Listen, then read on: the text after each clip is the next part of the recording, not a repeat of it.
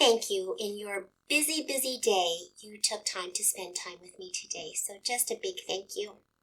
This is going to be a Grandparents' Day video. I did one last year giving an idea of creating puzzles, like blank puzzles for your grandparents. I don't know what your school does for Grandparents' Day, but we have Grandparents' Day every year around Valentine's Day. And while I love the idea of Grandparents' Day, the actual day has always been challenging for me because I've never found that one just perfect idea or activity that I love and adore. I've tried everything that I can think of, questionnaires and interviews, comparing what things were like then with now with the children. Art projects. We painted rocks one year. I've had them do math tile activities. I've had them, what else? A program like skits and singing. And it was just really challenging because like your grandparents, I'm sure they have multiple children at the school that they have to go to the classroom. So it's just chaos. They're moving in and out. And it's just really challenging. Although the year that I did the program, something really beautiful came out of that. My students' grandmother was there, and we were singing the Nat King Cole song, L.O.V.E. And at the end of it, she came to me, the grandma, and said, her name is Mrs. Baptist, and she said, I played on the recording of Nat King Cole's album where that song was played. She's a violinist. And, that I would have never known that had we not done that little program. And she has come in years since then to play for my students and talk to them about music and careers in music. So that was a real win. But still, it was a difficult day. Last year, I thought that I had dreamt up the activity of all activities. I thought of a scavenger hunt that the students and grandparents could do together. And then at the very end is when they did that little blank puzzle. They had to put their puzzle together. But what I had not accounted for was that it would be too much walking for many of my grandparents. So, they were troopers, but it was hard. So I was complaining to wonderful Stanley about this challenge of mine. I want a really, really great Grandparents' Day activity, and I don't know what to do. I've exhausted all my ideas. And he pipes up and says, why don't you have the grandparents tell stories? They love to talk and tell stories. Why don't you have them do that? And, this man, yes, why did I not think of this 10 years ago? Hello, wonderful Stanley. Full of great ideas. That was my idea. Yes. I don't want to talk because I'm getting over a cold.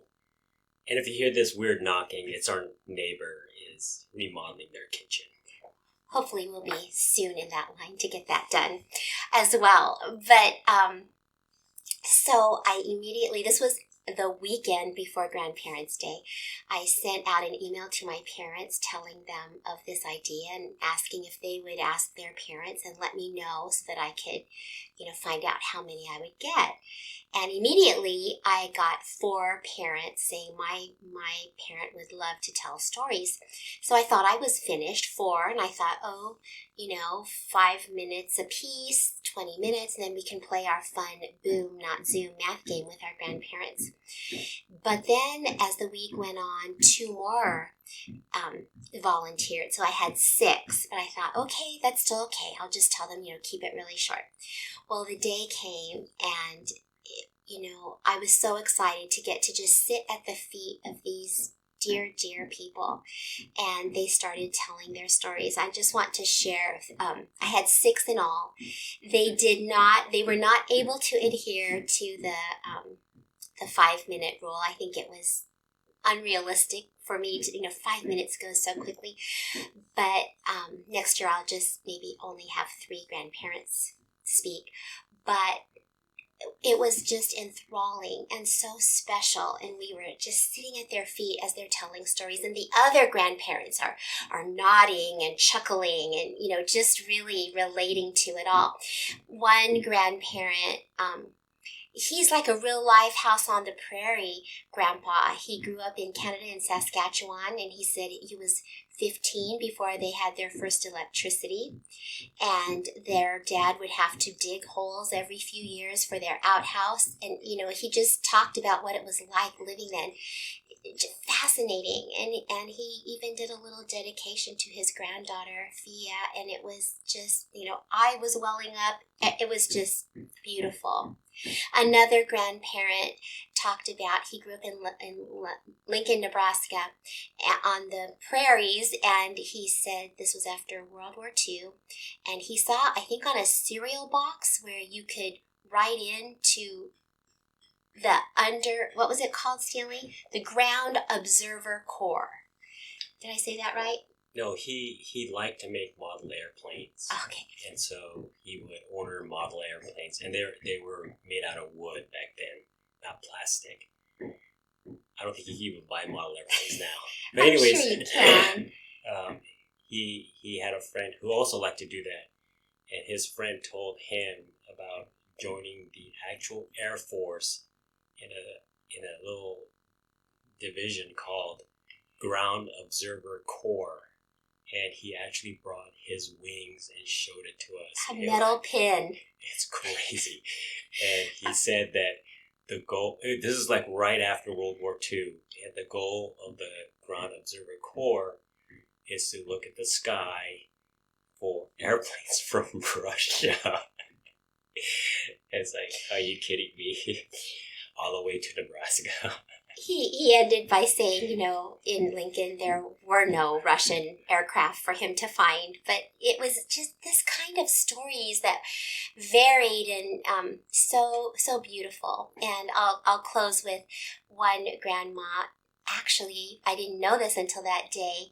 She is an alumnus of our school, and she talked to the kids about, like, the classroom that I'm teaching in right now used to be her typing classroom when she was a girl, and how she talked about how the dress code has evolved. She said if they wore their skirts too short, they were sent to the office where they would have to wear a gunny sack cinched around the waist for the rest of the day. We could not plan for a better day than this. Now, my goal was not to make it so that I didn't have to do any work. I'm happy to work, but my goal was to have a really authentic day for grandparents and their grandchildren. But a bonus is I didn't have to copy any papers off or do any prep work, just, instruct my students how to behave. And another bonus to this was that nobody was left out. No one who didn't have a grandparent was, in an activity where they were without someone. Now, of course, I never leave my students alone. We always have those students adopted by others, but everyone was able to relate and just enjoy the time. So I just had to share that with you. If you don't have Grandparents' Day at your school, perhaps you would like to have a day just where you have grandparents come in and tell stories, or even one a quarter have a grandparent tell a story. So I was so excited. I have finally found my wonderful idea that I adore, and I wanted to share it with you, our friends in this community. And I wish you a beautiful week, and we will see you next week very soon. Like and subscribe!